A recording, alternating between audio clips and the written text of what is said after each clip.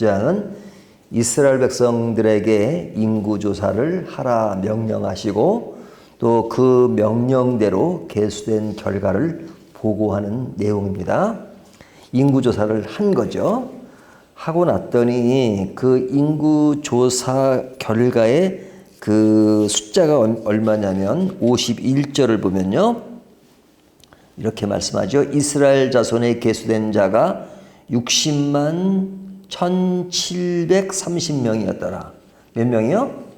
60만 1730명이었더라. 근데 이것이 인구조사 두 번째입니다.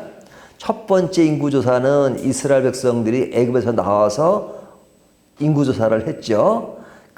그때로부터 지금은 거의 40년이 지난 겁니다. 38년. 그러니까 거의 이제 가나안 땅을 앞에 두고 있는데 이스라엘 백성들이 애굽에서 나와서 40년 만에 가나안 땅에 들어가잖아요. 그러니까 처음 시작할 때 인구조사가 있었고 지금은 끝날 때, 광야 생활이 끝날 때 지금 인구조사를 한 겁니다. 그러니까 40년의 격차가 있는데 40년 전에 인구조사를 했을 때는 몇 명이었냐면 60만 3,550명이었습니다. 그러면 이제 계산에 밝으신 분들은 그 숫자 차이가 아마 날 거예요. 자, 지금 파악된 인원은 60만 1,730명이었고 거의 40년 전에 인구조사했을 때는 60만 3,550명이었습니다. 그러니까 그때에 비해서 늘었어요? 줄었어요? 줄었습니다. 1,820명이 줄었습니다. 물론 이 바로 전 사건을 보면 사람들이 이제 죽은 사건이 많았기 때문에 뭐 그것까지 따진다면은 더 많았을 텐데 그냥 바로 전에 뭐 연병이 나오고 막 그런 사건 때문에 사람이 좀 죽어서 이렇게 결과적으로는 1,820명이 줄어든 상태입니다. 자, 그러면 그때 인구조사와 지금 인구조사의 어떤 차이점이 있는데요. 처음에 인구조사한 그 사람들과 뒤에 인구조사한 사람들이 완전히 다릅니다. 완전히 달라요. 왜 다르냐면 여기 보면 그 20세 이상을 세라 그랬잖아요. 26장 2절에 보면 이스라엘 자손의 온 회중의 총수를 그들의 조상의 가문을 따라 조사하되 이스라엘 중에 20세 이상으로 능히 전쟁에 나갈 만한 모든 자를 계수하라 하시니 전쟁에 나갈 만한 사람 20세 이상을 조사하라고 했습니다.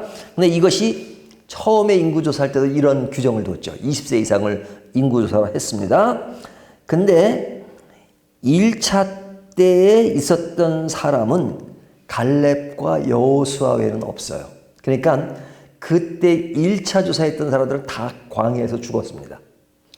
죽었고 이제 40년이 세월이 흘렀는데 지금 오늘 본문의 2차 조사 때에는 그 2세들이 계수된 거죠. 자, 다시 말씀드리면 1세대들은 다 죽었습니다. 죽고 2세대들의 인구조사니까 그 사람이 다른 거죠. 1세대가 아니라 2세대로 인구조사가 됐으니까 완전히 세대 교체가 되었는데 그 수는 별 차이가 없었다는 겁니다. 자, 그러면 1세대들은 왜 제거되었느냐? 이 사람들이 그 당시에 20살이면 뭐 40년이 지났으면 이제 60세가 되잖아요. 그러면 뭐 살 나이죠. 근데 다 죽었어요. 근데 왜 이렇게 죽었느냐? 그것은 하나님의 말씀을 불순종했기 때문에 그렇습니다. 하나님이 불순종한 그들에 대해서 너희들은 결코 그 땅에 들어가지 못할 것이다. 이렇게 말씀했잖아요. 그러니까 광야 생활에서 그들이 행한 일들을 보면 불만이 많았어요. 불만이 많았어요. 모세에 대해서 불만이 많았고 환경에 대해서 불만이 많았고 음식에 대해서 원망이 있고 우상 숭배도 하고 모세에게 반기를 들기도 하고 불만이 모였어요.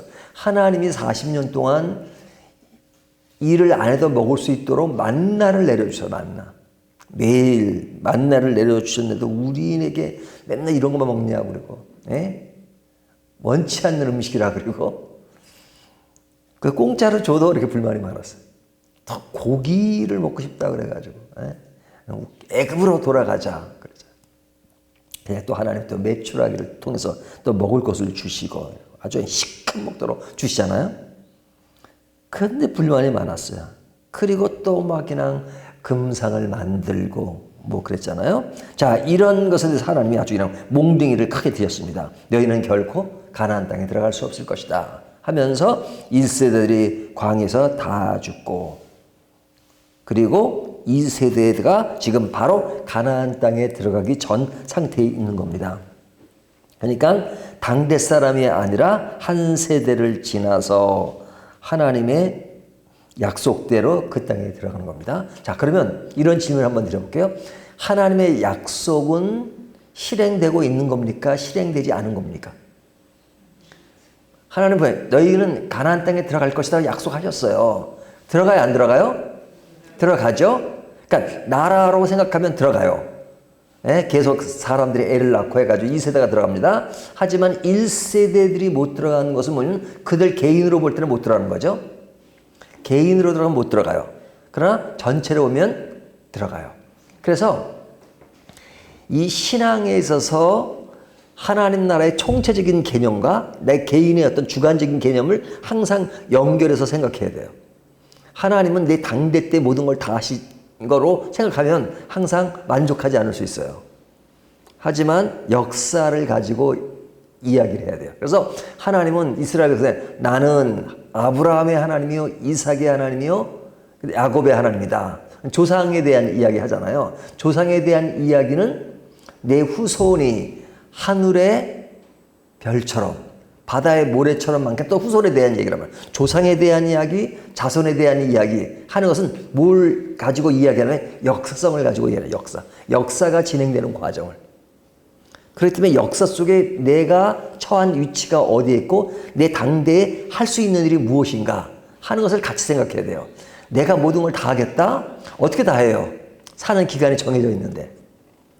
그러니까 하나님의 약속을 이야기할 때는 내 때와 다음 세대에 이어지는 것을 보고 또 그것을 연결해서 생각해야 합니다. 자, 그러면 지금 왜 인구조사를 하라고 하시는가? 1차 때 인구조사라는 것은 너무 분명하게 그 어떤 행군 대열에 대해서 저희가 막 차트를 놓고 막 그때 공부했었잖아요. 딱 대열이 있죠. 그 대열은 전쟁하기에 적합한 대열을 만든 거죠. 그래서 20세 이상은 남자예요. 전쟁할 수 있는 군인과 같은 것이죠. 근데 지금도 똑같은 조건이에요. 20세 이상의 남자. 그런데 이들이 지금과 옛날이 다른 점은 뭐냐면 그때는 광야 생활을 위해서 인구조사를 했다면 지금은 광야 생활을 끝나고 이제 가나안 땅에 들어가는 거죠. 가나안 땅. 하나님이 약속한 그 땅에 들어가는 것인데 그 땅에 들어가면 12지파에게 땅을 지분하죠. 땅 지분. 그러니까 땅을 지분하기 위한 것은 그 지파별로 준단 말이죠. 지파. 그러니까 그 지파에 대한 계산이 필요한 것이고 또 가나안 땅에 들어가면 그냥 들어가는 게 아니죠. 어떻게 들어가요? 계속 전쟁하고 들어가고 또 가서도 가나안 땅을 차지하기 위해서 전쟁을 많이 하죠. 그래서 여호수아를 보면 계속 전쟁 이야기잖아요. 그래서 전쟁과 땅 지분을 위해서 인구조사를 합니다. 자, 근데 이 인구조사가 언제 이루어졌느냐? 26장 1절을 보면요.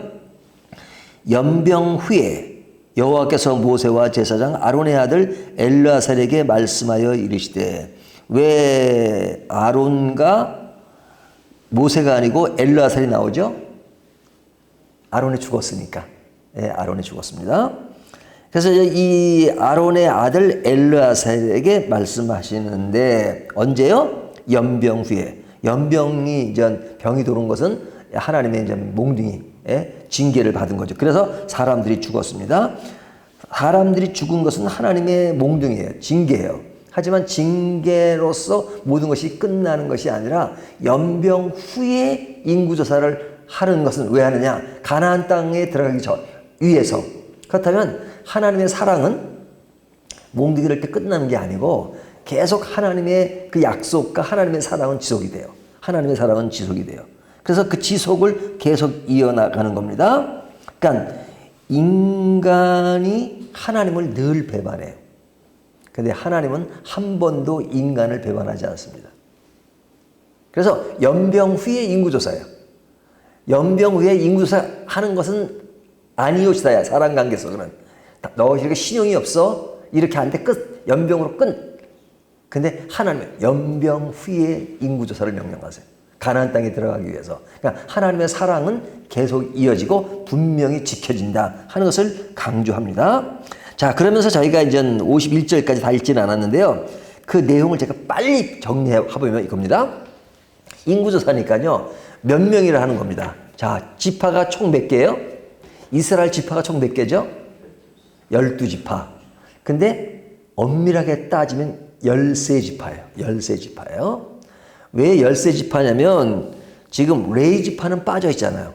레위 지파는 왜 빠져 있죠? 그들은 제사장 역할을 하고 또 제사를 지르기 위한 보조로서 성전 이동하는 것을 그 레위 지파가 하잖아요.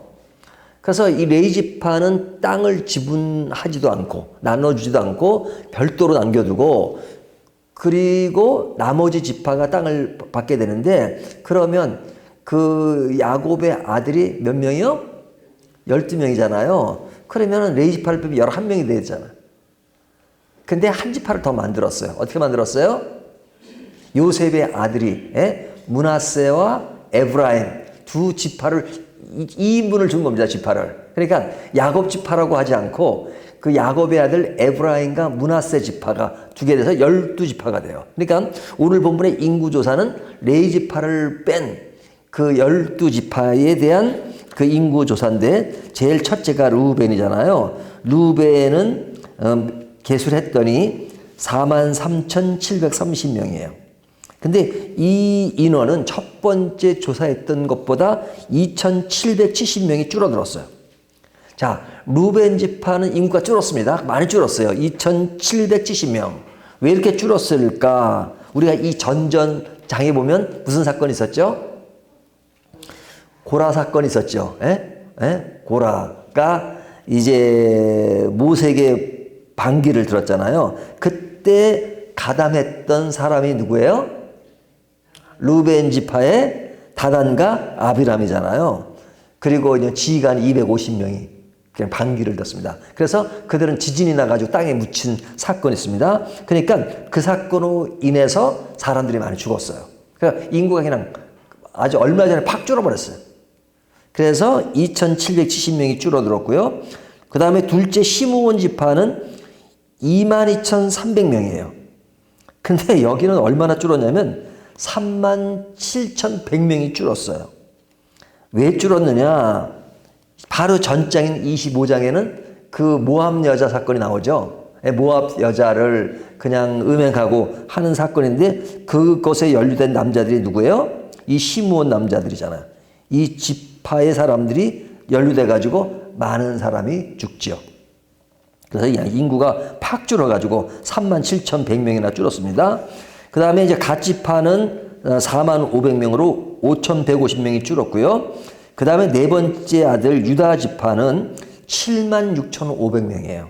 근데 여기는 1,900명이 늘어났습니다. 그러니까 굉장히 늘어났죠? 많이 늘어났죠? 그리고 인구수가 제일 많아요. 76,000명. 유다 지파. 자, 유다 지파가 할 일이 이제 앞으로 많아져요. 제일 그런 리더십을 가지고 유다 지파가 인도하게 되는데 아주 왕성한 지파가 돼버렸죠. 이사갈 지파는 64,300명인데 여기도 9,900명이 늘었고요. 스불론 지파는 65,500명에서 3,100명이 늘었고 므낫세 지파는 52,700명으로 25,500명이 늘어서 가장 많이 늘어납니다. 그리고 에브라임 지파는 32,500명으로 8,000명이 줄었고요. 베냐민 지파는 45,600명으로 12,000명이 늘었습니다.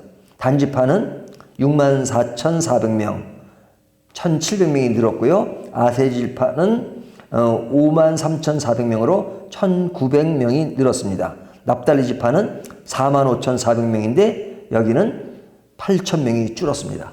제가 빨리 이야기한 것이 오늘 본문 6절서부터 5절서부터 51절까지 내용이에요. 이 이야기를 좀 이렇게 빨리 해버렸어요. 이 이야기를 다시 한번 정리하고 싶으시면 오늘 집에 가셔가지고 오늘 방송 나오는 거 들으시면 될 것 같고요. 또 이거 읽어보면 그 내용입니다. 네, 이 내용을 지금 이렇게 길게 이야기하고 있는 거예요. 자, 그런데 조금 전에 이야기한 것처럼 여기에서 빠진 지파는 누구라고요? 레위 지파가 빠졌죠. 근데 이 레위 지파가 빠졌지만 오늘 본문에 레위 지파 이야기가 기록되어 있나요? 있지 않나요? 레위 지파라고 말하지는 않지만 그 레위 지파와 연결된 사건이 기록되어 있습니다. 그 사건이 몇 절이냐면 11절을 보세요. 11절, 10절 더 보면 10절 땅이 그 입을 벌려서 그 무리와 고라를 삼킴에 그들이 죽었고 당시에 불이 250명을 삼켜 징계가 되게 하였으나 고라의 아들들은 죽지 아니하였더라. 자, 이 고라의 아들들은 죽지 않았다. 이 고라는 어떤 지파예요? 제사장 일을 하는 사람이니까 레위 지파죠. 고라는 제사장은 아니지만 이 레위 지파 중에서 그 아론의 계열은 제사장 역할을 하고 이 고라는 고아자손인 고라는 성전 이동하는 역할을 하잖아요. 근데 이 고라의 아들들이 죽지 않았다는 것을 강조해요. 그런데 루벤 지파의 다단과 아비람의 가족은 다 죽었어요. 죽었어요. 가족들이. 근데 왜 고라의 아들들은 죽지 않았느냐? 하나님이 25장을 자세히 읽어보면 그들에게 피할 길을 주십니다. 징계하기 전에. 근데 고라 아들들은 아버지가 그런 나쁜 일을 했지만 거기에 동조하지 않고 하나님의 명령을 피했어요. 하지만 그 루벤의 다단과 아비람의 가족은 그냥 아버지가 하는 일 그대로 따랐단 말이에요. 그러니까 우리가 부모에게 순종하는 건 중요하잖아요. 하지만 순종의 기준은 뭐예요? 하나님의 말씀이죠. 하나님의 말씀. 그런데 그로 인해서 고라 아들들은 죽지 않고 그 일들을 계속 해 나갔다 하는 것을 오늘 본문이 강조하고 있습니다. 자, 그렇다면 오늘 말씀을 다시 한번 정리를 해보겠습니다. 이 말씀이 우리들에게 주는 교훈이 뭐냐? 하나님의 약속은 지켜지느냐 안 지켜지느냐? 결과적으로 지켜집니다. 하나님은 분명히 이스라엘 백성들이 가나안 땅에 들어가게 되는 것을 약속하셨어요. 그러면 이스라엘 백성이 가나안 땅에 들어갑니까? 못 들어갑니까? 들어가죠. 민수기 이후에 이제 뒤에 여호수아가 나오잖아요. 여호수아 이야기는 이스라엘 백성들이 가나안 땅에 들어가는 이야기를 하고 있잖아요. 이스라엘 백성이 들어가요. 하나님의 약속대로 들어가요. 그런데 1세대가 들어가지 못해요. 그렇다면 1세대인 입장에서는 그 약속이 실행된 거예요? 실행되지 않은 거예요? 자기 자신에게는 실행되지 않은 거죠. 하지만 총체적으로 하나님의 약속은 진행됩니다. 그러니까 이 이야기가 당대 시대만 적용되는 것이 아니라 우리들에게도 적용돼요. 여러분, 하나님이 사랑의 하나님이지만 우리들이 하나님을 불순종하고 하나님을 대항하고 그릇된 거, 이것이 그냥 사랑으로 다 넘어가느냐? 그렇지 않아요. 이스라엘 백성들이 가나안 땅에 2주면 들어갈 수 있어요. 2주면. 근데 왜 40년에 걸렸어요? 불순종하니까. 40년의 세월이 더 지연된 것은 그들의 불순종 때문에 그래요. 정탐꾼이 그냥 그 믿음을 가지고 이야기하지 않고 이스라엘 백성이 거기 동조하고, 그러니까 2주면 들어갈 땅으로 40년 걸리잖아요. 딜레이가 된 거란 말이죠. 그것은 불순종의 결과예요. 그리고 1세대들이 죽어요. 노뱀을 들고 그걸 보면 살려주겠다 그랬는데도 안 보잖아요. 본 사람도 있지만. 그러니까 하나님이 당대에 징계를 하셔서 우리 세대에 들어가지 않게끔 하세요. 그러면 죽는 사람들은 억울하다고 생각하지만 어저께도 말씀드렸지만 하나님의 관점에서 보면 우리의 삶과 죽음의 문제가 그렇게 우리가 인간이 생각하는 것으로 크지 않아요. 왜? 하나님의 나라는 영원하기 때문에. 영원 속에서 하나님 나라를 봐요. 그러니까 인간은 내가 살아있는 동안은 그냥 그 모든 것이 다 있는 것이고 내가 죽은 이후에는 없는 것으로 보지만 하나님의 관점에서는 뭐 인간이 이 땅에 사나 하나님 나라 사나 그 차이가 그렇게 크지 않아요. 1세대들이 죽었다 그래가지고 그 사람이 뭐 천국에 못 갔다 이건 아니잖아요. 그러니까 이런 관점에서 내 세대에 이루지 못하는 것 그리고 그것이 나의 불순종으로 이루어지지 않는 일도 많다는 걸 생각하면서 우리가 은혜 아래에 있지만 그러나 내가 늘 생활 가운데 하나님을 따르고 순종하는 것이 얼마나 중요한가 하는 것을 반드시 생각해 보아야 합니다. 은혜는 남용이 아니라는 것이죠. 그 다음에 이런 인구조사가 계파별로 되잖아요. 지파별로. 이것은 뭐냐면 가족의 중요성을 언급하는 겁니다. 가족의 중요성. 우리 가족은 중요합니다. 그러니까 가족 단위 계열에 의해서 하니까 우리 가족, 이 부모의 신앙은 자녀들에게 연결이 되고 또 자녀들은 부모의 신앙을 본받고 하는 가족의 중요성을 이야기합니다. 그러면서도 또 다른 반대적인 개념이 뭐냐면 고라의 교훈은 신앙은 연자제가 아니에요. 그렇죠? 고라는 그런 하나님의 징계로 죽었지만 고라의 아들들은 죽지 않고 그 역할을 계속 하잖아요. 그러니까 신앙은 연자제가 아닙니다. 부모가 잘 믿으면 자녀는 무조건 오케이. 또 안 믿으면 무조건 노케가 아니에요. 노케라는 말은 제가 그냥 만든 말입니다. 자, 부모 신앙이 좋다고 자녀 신앙이 다 좋은가요? 그렇지 않잖아요. 아는 경우도 많잖아요. 물론 그 영향은 크죠. 근데 또 안 믿는 가정에서 또 자녀들이 믿는 경우도 있잖아요. 그러니까 반드시가 아니에요. 반드시가. 그렇기 때문에 신앙에서 가장 중요한 것은 우리 자녀들, 우리 부모들 굉장히 중요하지만 1차적으로는 하나님과 나와의 관계예요. 신앙은 1차로 자신의 문제입니다. 자신의 문제. 내 자신의 문제 속에 가정의 문제와 연결되고 나라와 모든 것에 연결되는 것이죠. 그렇기 때문에 내 어떤 과거의 경력이 그렇게 중요하지 않아요. 어떤 사람들은 신앙생활 하지도 않으면서 나는 미션 스쿨에 나왔다는 걸 강조해요. 미션 스쿨에 나오면 뭐예요? 예수를 천재 믿지 않는데 미션 스쿨 나온다고 다 천국 가나요? 저희 집안에요. 목사님이 몇 명 계시고 장로님이 몇 명. 그게 무슨 소용이 있어요. 내가 안 믿는데. 그래서 신앙의 문제는 과거, 미래보다 지금이 중요해. Now and here. 그렇죠? 내가 옛날에 예수를 잘 믿었었거든요. 소용없어요. 잘 믿으면 지금 안 믿는데. 앞으로 잘 믿을 건데요. 그 무슨 소용이 있어요. 지금 안 믿는데. 잘 믿어서 진짜 그러면 좋겠지만 그러나 지금 안 믿으면 무슨 의미가 있어요. 그래서 여호와는 나의 목자시니 그러지. 여호와는 나의 목자셨습니다. 그럽니까? 여호와는 나의 목자실 것이다 이렇게 말합니까? 시편 23편에 여호와는 나의 목자시니 Lord is my shepherd. Now. Lord is. 현재잖아. 현재. 그러니까 지금 중요한 것은 오늘 Now and here. 지금 여기서 우리의 신앙이 굉장히 중요합니다. 그리고 내가 신앙의 본을 보인 가운데 자녀들에게 영향을 줄 수 있다면 얼마나 좋겠어요. 하지만 그것도 마음대로 안 돼요. 그래서 우리가 늘 기도가 필요해요.